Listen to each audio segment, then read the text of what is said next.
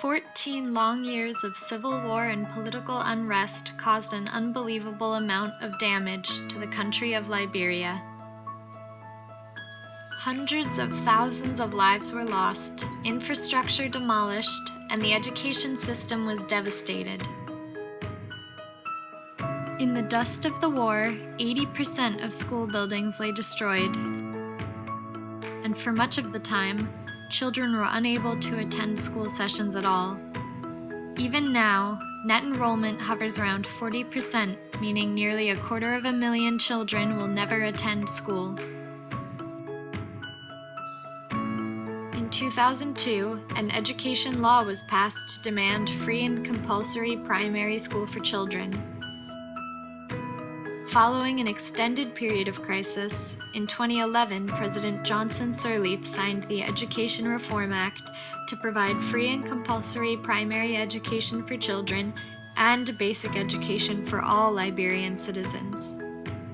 Additionally, the act pushed to decentralize the education sector in an attempt to provide better quality schooling and increased access.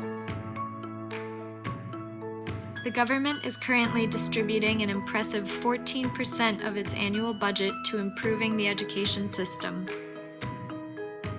For the people of Maryland County, however, even government aid has proved insufficient. Before the war, this region maintained both private and public school systems. Now there is a dire need to rebuild schools and improve curricula. While the community, in line with the country of Liberia as a whole, recognizes the importance of education, nearly 70% of teachers in Maryland County are untrained and therefore unable to fulfill the profound desire to receive education that the students and communities possess. When most of us think of education, we see students in desks and a teacher at a blackboard. Indisputably, this one teacher per classroom model has significant precedent and implicit value in the one-on-one attention provided by it. However, it is also unaffordable for communities like Maryland County.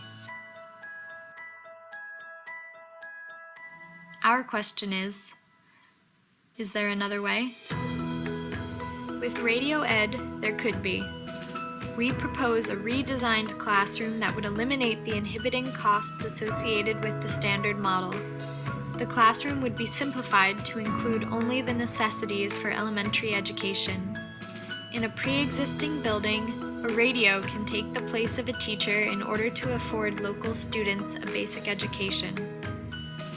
Taking advantage of existing infrastructure, this model would utilize regional radio broadcasting services to transmit lessons from a single central teacher, giving lectures, asking questions, making assignments, and administering tests out to remote regions. This central teacher would be a local to the region, assuring lessons are broadcasted in the native language and the curriculum is suited to local needs. Lessons would be regularly scheduled based on difficulty, allowing for both beginners and more advanced students of any age to attend the sessions most applicable to their skill level. The receiving schools would simply need a radio and its power unit, a small solar panel, to get started with our program. The essential piece of implementing this system, however, is community support. Interested communities will be able to participate for a nominal buy-in.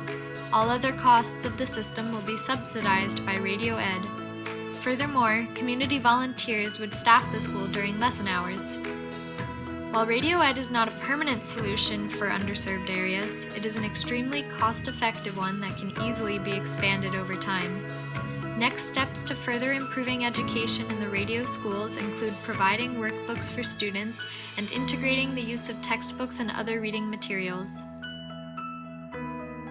We here at RadioEd believe it is the most viable strategy for developing education systems in areas that are currently underserved. Donate today to help us provide education for all.